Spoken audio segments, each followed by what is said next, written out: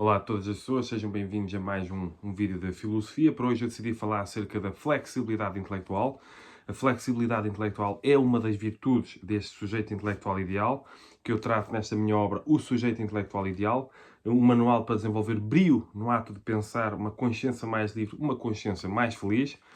Portanto, o sujeito intelectual ideal é um conceito que eu criei e que desenvolvi nesta obra, O Sujeito Intelectual Ideal, que é uma sequência desta minha obra, ensaio sobre o individualismo intelectual e terapêutico, na parte do intelectual, digamos assim, e que tem como sequência também ensaio filosófico sobre a felicidade e a sexualidade, que vem mais abordar a questão do individualismo terapêutico, quanto à autocentragem terapêutica e trabalho interior, por exemplo. Portanto, flexibilidade intelectual. Como eu já falei nos outros vídeos, pronto, eu dou sugestão de ver os vídeos anteriores, podem ver no TikTok, no YouTube, outras plataformas, Instagram também. Eu falo sobre o sujeito intelectual ideal, que é um modelo a ser seguido com uma data de virtudes, em que uma pessoa, ao aproximar-se desse modelo, que ele não pressupõe a omnisciência, pressupõe uma data de virtudes para melhorar a nossa relação com a própria ignorância, com o conhecimento no sentido geral, com os próprios conhecimentos e crenças, e para contrariarmos as tendências inconscientes do nosso ego, que está muito voltado para o imediatismo e para o confortocentrismo. Portanto, o nosso ego, enquanto sistema de sobrevivência e reprodução da espécie, enquanto enquadramento cerebral, nós temos este sistema de sobrevivência está formatado para o gasto menor de energia. Portanto, eu gastar, por isso é que os preconceitos e os estereótipos são mais fáceis do que eu gastar tempo e energia, recursos, para pensar melhor acerca dos assuntos. Portanto, é mais fácil, é mais imediato, principalmente assim quando estou em piloto automático, continuar a pensar da mesma maneira. Portanto, qual é a necessidade desta flexibilidade intelectual? Eu posso contar, por exemplo, de forma resumida, que eu costumo contar isto nas sessões de apresentação, sobre a história que se passou quando o Sir Eddington tentou provar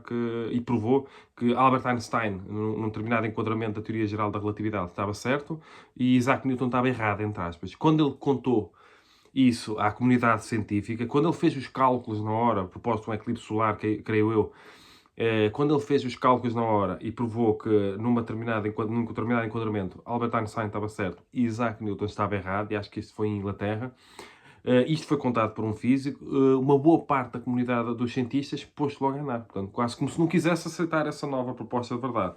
Quase como se tivessem desenvolvido alguma forma de apego intelectual que pode desencadear um bloqueio intelectual e, com isso, estar envolvido com um conservadorismo intelectual inconsciente.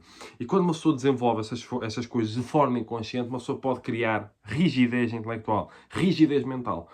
É como se a pessoa cimentasse determinadas crenças, teorias, ideias, ideologias, certas propostas de verdade, portanto, no próprio sistema de crenças, por exemplo, que este sistema de crenças depois tem consequências em termos de práticas, de hábitos, de tradições.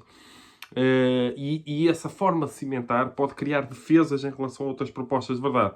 E isso tudo faz com que uma pessoa perca a flexibilidade intelectual. O ideal seria, agora estão a perceber qual é o enquadramento, o ideal seria, para nos aproximarmos deste sujeito intelectual ideal, quando aparece uma nova proposta de verdade, por isso, mesmo que ela provoque desconforto intelectual, que a grande questão é esta, eu analisar aquela proposta de verdade. O que é que seria ideal? Estão a perceber qual é o enquadramento? O que é que seria ideal? Aparece uma nova proposta de verdade, por exemplo, científica, eu analiso essa proposta de verdade, mostrando que é melhor ou mais adequada em relação à realidade do que aquelas que eu já acredito e já conheço, e eu adoto essa nova proposta de verdade e, entre aspas, abandono as outras. Eu deixo de utilizar as outras na medida em que já não são úteis de alguma maneira. Mas o que é que acontece muitas vezes? Aparece uma nova proposta de verdade, mesmo que eu seja muito inteligente, porque ali naquele momento, quando os cientistas puseram a andar, estavam ali as grandes inteligências do planeta, não é?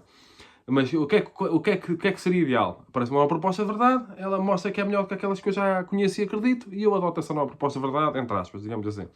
O que é que não é ideal? Aparece uma nova proposta de verdade, ela mexe de alguma forma com o meu sistema de crenças, provoca-me desconforto intelectual, eu já tenho bloqueios e apegos intelectuais e, por causa disso, um conservadorismo intelectual inconsciente, eu inconscientemente crio defesas, portanto, eu distorço aquela proposta de verdade para tornar mais facilmente refutável, com a típica falácia de espantalho, ou eu fujo daquela proposta de verdade porque eu nem quero relacionar com ela, porque ela me provoca desconforto intelectual, e acabo por não ter uma boa relação com ela e ponho-me a andar, como aqueles cientistas, segundo o que o físico contou. Estão a perceber? O que é ideal? Eu adotar a nova proposta de verdade, estudando-a, procurando compreender e vendo se ela é melhor que aquelas que eu acredito, com um princípio compreensível, mas é uma tentativa verdadeira de compreensão, ou eu fujo da proposta de verdade, ou distorço aquela proposta de verdade para tornar mais facilmente refutável, só porque ela me provoca desconforto intelectual. O que é que o sujeito intelectual ideal faria? Vão perceber? É claro que o sujeito intelectual ideal aceitaria processar o desconforto intelectual e adotaria essa nova proposta de verdade a partir do momento em que ela provasse de mil e uma formas que é mais adequada em relação à realidade. Estão a perceber? Por exemplo, o científico. Enquanto teoria, por exemplo. E para que é que serve esta obra, O Sujeito Intelectual Ideal? Serve para, sempre que aparece, principalmente quando uma pessoa se tem de relacionar com o desconforto intelectual, sempre que aparece uma nova proposta de verdade, uma nova teoria, ideia, ideologia, seja o que for, eu ter uma data de virtudes e ir praticando, porque isto é uma questão de trabalho filosófico, de trabalho interior, para quando aparecer, por exemplo, uma nova proposta de verdade, eu conseguir ter a melhor relação possível com ela.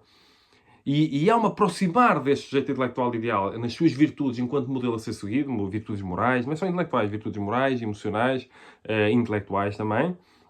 Me aproximar desse sujeito intelectual ideal, eu consigo ter uma melhor relação com as novas propostas de verdade que possam provocar desconforto intelectual. Estão a perceber? A ideia é nós procurarmos uma melhor relação possível. E fazendo o quê? Contrariando as tendências inconscientes do nosso ego. Eu mostro como é que o nosso ego, de uma maneira ou de outra, funciona, mostro nesta obra, e mostro muito nesta obra, ensaio sobre o individualismo intelectual e terapêutico. Também mostro nesse enquadramento, mas aqui vem a abordar a parte mais emocional, afetiva e sexual.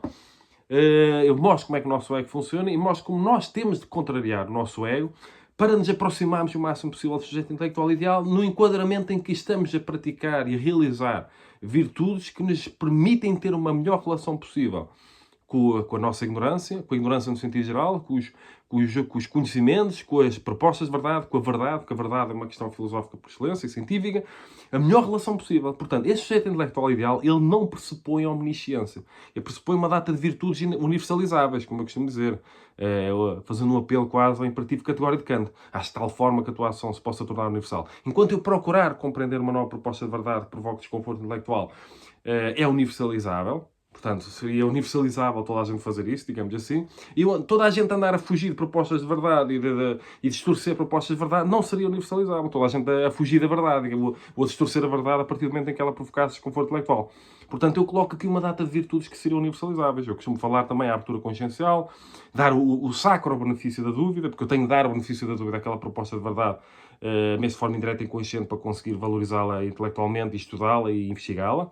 A humildade também, a coragem também. Há uma data de virtudes que são a prudência intelectual, que são universalizáveis e que estão nesta obra e neste conceito do sujeito intelectual ideal, em que a ideia é nós procurarmos realizar certas virtudes, procurarmos contrariar as tendências inconscientes do nosso ego e, com isso, pensarmos da melhor forma possível. Por isso é que eu falo aqui no brio no ato de pensar. Portanto, há uma data de virtudes que nós precisamos de realizar, precisamos ir desenvolvendo interiormente para nos aproximarmos o máximo possível desse sujeito intelectual ideal e neste enquadramento pensarmos da melhor forma possível, principalmente quando estivermos diante de uma nova proposta de verdade que possa provocar desconforto intelectual. Porque se não provocar desconforto intelectual, muitas das vezes não desperta em nós o gatilho da fuga e da distorção.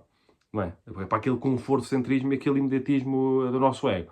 Porque o nosso ego está formatado para a busca do conforto e da facilidade na imediatidade, não é? Isto é uma sobrevivência, garantir abrigo, fugir da dor, procurar prazer imediato e isto aqui não é bom para o nosso brilho intelectual, para nós pensarmos da melhor forma possível. Nem sempre fugir do desconforto, digamos assim, é bom para nós. Não é? Uma das coisas mais difíceis que existe, às vezes mais necessárias que existe, principalmente quando estamos infelizes, é a mudança. Mudar é das coisas mais difíceis que existe no mundo, para as pessoas. Portanto, preciso uma adequada relação com a mudança e uma adequada relação com aquilo que eu chamo a alteridade intelectual. A diferença, o contrário, o contraditório, o desconhecido. Neste caso, quando aparece uma nova proposta de verdade que eu não conheço, é como se fosse uma alteridade intelectual. Eu não conheço, é desconhecido, eu não compreendo, e é para isto que serve o sujeito intelectual ideal, que é para nós termos uma melhor relação possível através de um trabalho interior com a alteridade intelectual, o diferente, o contrário, o contraditório e o desconhecido. Isso envolve o processo de autocentragem terapêutica, que eu preciso estar centrado em mim, em vez de estar sempre só a policiar os outros, estar centrado em mim e perceber se eu estou a pensar bem, preciso estar autoconsciente. A autoconsciência é uma das virtudes fundamentais para o sujeito intelectual ideal e é universalizável. A autoestima também. Portanto, eu preciso de independência emocional e independência intelectual, porque a independência emocional é fundamental para a independência intelectual, para a autonomia intelectual também, para a liberdade intelectual. Eu preciso desta responsabilidade intelectual, porque se há liberdade intelectual, há potência intelectual, e se há poder intelectual, tem de haver responsabilidade intelectual.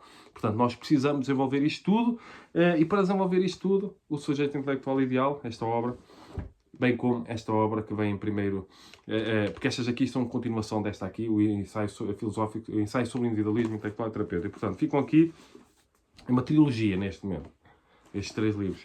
Fica aqui mais um vídeo de aconselhamento filosófico, ético-filosófico. Não esqueçam, flexibilidade intelectual, uma das virtudes fundamentais. Não é fácil atingir a flexibilidade intelectual. É preciso uma pessoa ir abandonando certos apegos intelectuais que geram bloqueios intelectuais inconscientes e que geram um conservadorismo intelectual inconsciente. A pessoa faz de tudo para conservar. É como se as pessoas preferissem uma ilusão confortável do que uma verdade desconfortável, uma nova proposta de verdade desconfortável. É que as pessoas ficam ali no confortocentrismo, no imediatismo, ficam ali amarradas, colocam palas nos olhos, colocam ali filtros nos olhos e não veem mais nada para além daquilo que já pensam, que já acreditam, que já fazem, que as práticas, hábitos, tradições, e isso bloqueia-nos.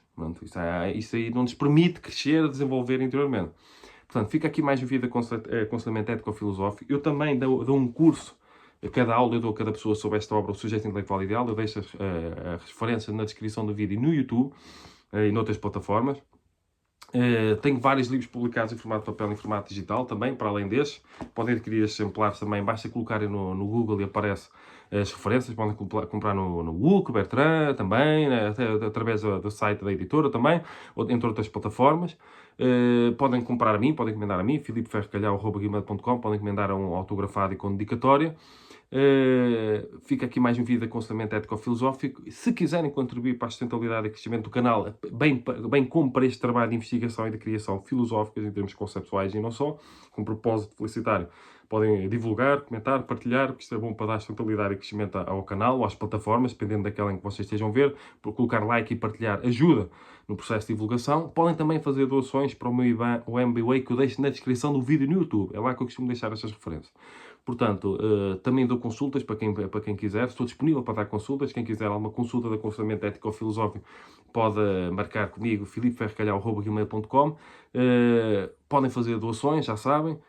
Se quiserem fazer o curso, também deixo a referência na descrição do vídeo no YouTube e também tenho os cartazes no Facebook e assim. Portanto, fica aqui mais um vídeo de aconselhamento ético-filosófico que reflitam acerca deste tipo, principalmente quem tem um trabalho mais intelectual e que precisa ter uma melhor relação possível com o conhecimento no sentido geral, com as próprias crenças, porque não se trata de relacionar com outras propostas de verdade, com algo mais fora, é aquilo que se passa dentro, aquilo que se passa na própria cabeça, que muitas vezes nós fugimos das coisas sem nos apercebermos, é de forma inconsciente. Portanto, convém desenvolver essa autocentragem terapêutica e essa autoconsciência. Portanto, fica aqui mais um vídeo de aconselhamento ético-filosófico. Sejam felizes e cumprimentos filosóficos.